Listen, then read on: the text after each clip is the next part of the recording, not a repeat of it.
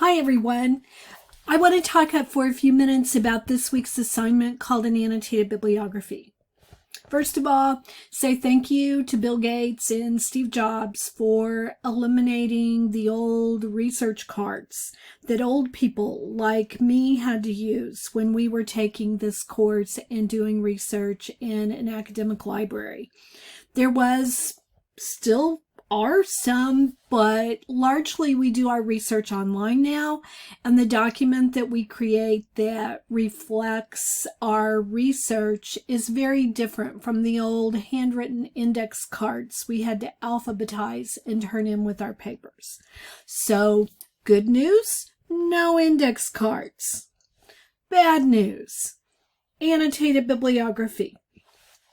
Every time you do a research project, you are expected to do what's called a review of the literature and to inform yourself about your subject, about all of the pros and cons of your subject, the way experts believe your topic is connected to other topics, anything that might be relevant to the subject at hand. You are supposed to research that literature and be familiar with it. You won't quote from all of those sources. You can't. You're going to choose the ones that best inform your argument when you write it.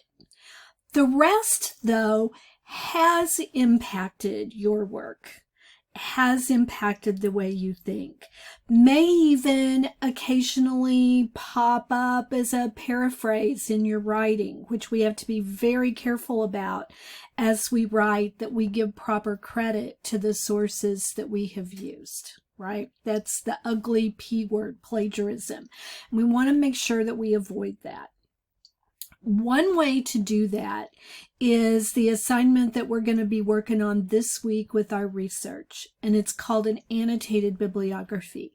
It is an alphabetical record of the sources that you look at on your subject. Now, this is not a graduate level research class, so we will not be doing a full review of the literature like you would if you were in graduate school or you were even in a senior level topics class. You're only required in your last paper to use 5 sources. They must all come from Crowder's databases, period. Let me repeat it. All of the sources for the final paper must be available on Crowder's databases. Few reasons for that. One is we have so much disinformation in our culture right now that we need some tool to winnow the sources to help us make sure that we're using good sources. Second, I need to have access to your sources. And so without being able to check how you've used the source, I can't give you feedback if the source is done incorrectly. All right, that's 2. And 3 is we have to limit the body of information somehow so that we're not completely and totally overwhelmed by the information that's available. So we will be using Crowder's databases only for the research on this final paper. Your final paper will quote 5 of the sources from your annotated bibliography.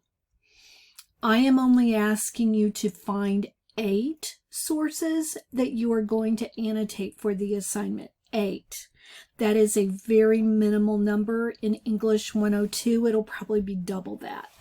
But for English 101, we're just learning how to do this, and I don't want to overwhelm anybody. So you need 8 sources this week on your annotated bibliography.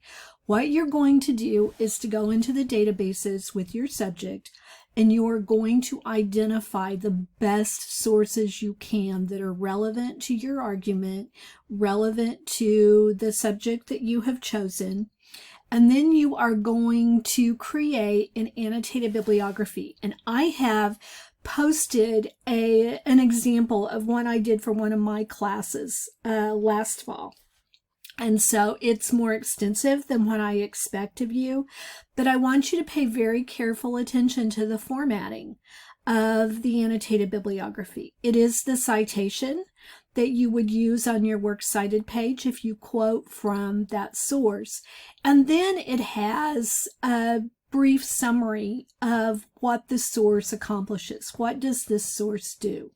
You keep it in third person. You don't say I, you don't say you. You say this source demonstrates X. The writer of this article argues Y. So you want to stay in third person, and you want to make sure that you format the annotated bibliography correctly. An annotated bibliography is separate from the works cited page that you will put at the end of your argumentative essay. It's 2 documents. An annotated bibliography is often turned in with the final paper as a record of the research that you did. And then the sources that you use are at the end of your paper on a separate page called a works cited page that does not have any summary on it. It's just an alphabetical citation of the sources that you use. But the annotated bibliography, all of them have a summary that briefly says what the subject does, what the position of the article is. All right. So I've posted an example of what one of those looks like. It can be challenging to make the format work. Your book, and I give you the page numbers in the agenda, has some examples also of what citations should look like. But let me give you a couple tips. When you open up your Word document, you want to make sure that you go over on that top screen and you get off normal, that first selection.